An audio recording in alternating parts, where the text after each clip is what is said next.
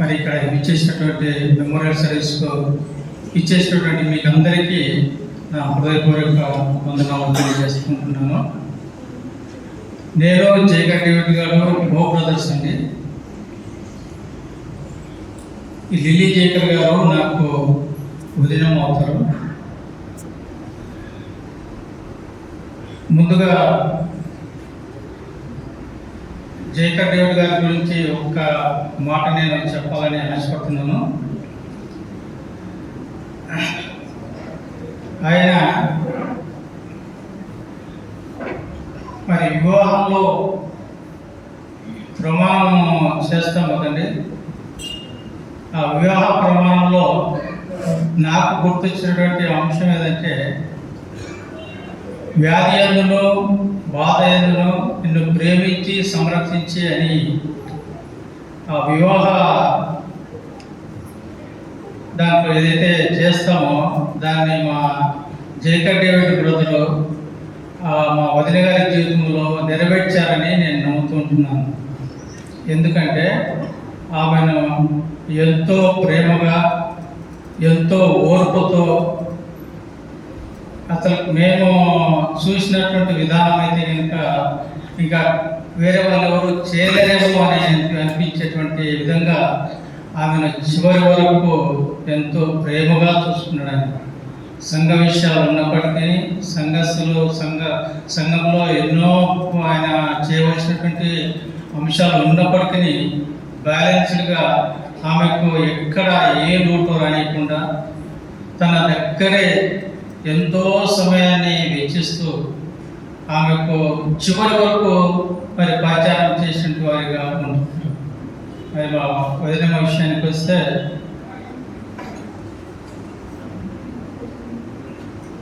నీతిమంతులను జ్ఞాపకం చేసుకుంటూ ఆశీర్వాదకరమని మనము ఇప్పుడే విన్నాము. మరి మా కుటుంబాల్లో ఏదో ఒక రోజులో ఏదో ఒక టైంలో ప్రతి కుటుంబంలో ఏదో ఒక రోజు ఏదో ఒక సమయంలో ఆమె మేము జ్ఞాపకం చేసుకుంటూనే ఉంటున్నాం. ఎందుకంటే ఆమె ఎంతో ప్రేమ కలిగినటువంటిది.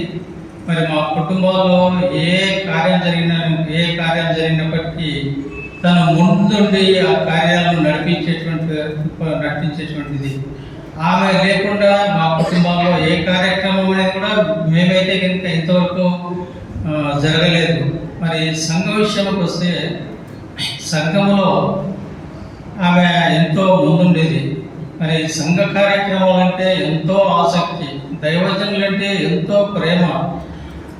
సంఘ విషయాల్లో అయితే మరి సంఘస్థులకు ఏ అవసరం వచ్చినా ఎప్పుడు ఎక్కడ ఏ సమయము అనేది ఏమీ చూడకుండా ఆమె అటెండ్ అవుతూ, తర్వాత ప్రార్థనలో వాళ్ళని బలపరుస్తూ సంఘస్థులను మరి ఎంతోమంది సంఘం మరి బలపరిచినటువంటి మరి దైవజనులు ఆమె. మరి అటువంటి ఆమె మరి మమ్మల్ని విడిచిపోయింది. మాకు ఎంతో బాధాకరము. మరి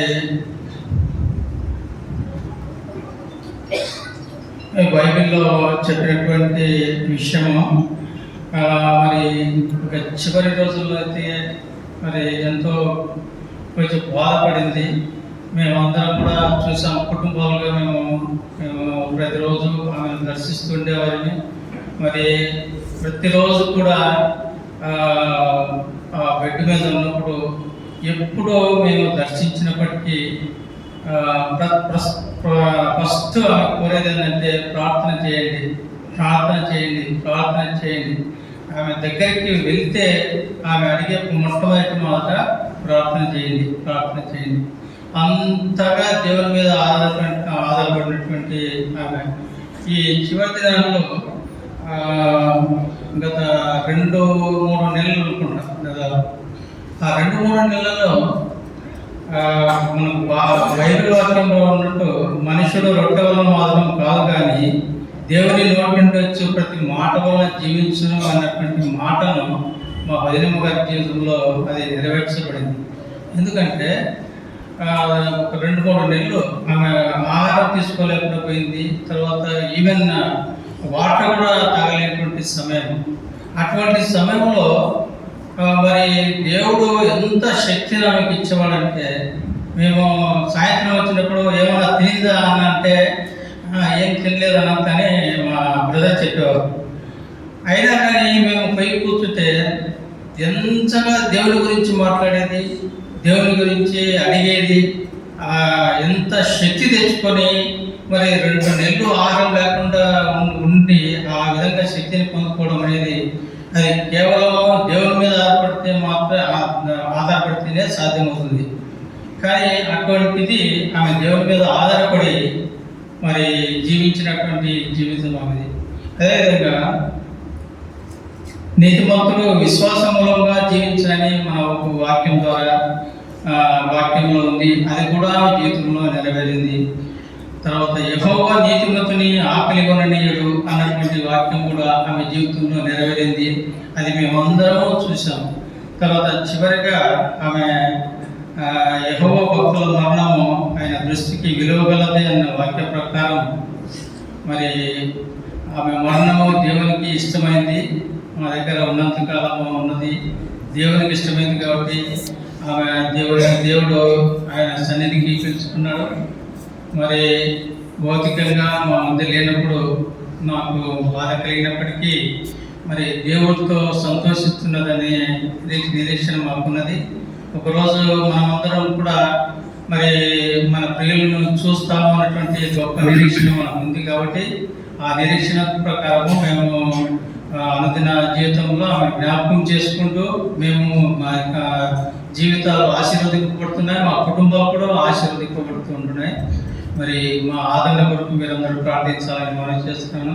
మరి మా కో బ్రదర్ జేకబ్ డేవిడ్ గారు కూడా మీరు ఇంతవరకు మీ ప్రార్థనలో జ్ఞాపకం చేస్తున్నారు, ఆదరణ ఇచ్చారు. మరి సంవత్సర కాలంలో ఆయన దేవుడు ఎంతో గొప్పగా మరి సంఘంలోనైతేనేమి అన్ని విషయాలైతేనేమి మా కుటుంబాలైతేనేమి దేవుడు కాపాడుతున్నటువంటి విధానాన్ని బట్టి వందనాలు చెల్లిస్తున్నాను. దేవునికి మహిమ ఘనత ప్రభావం కలుగును గాక. ఈ కొద్ది మాటలు నేను ముగిస్తున్నాను.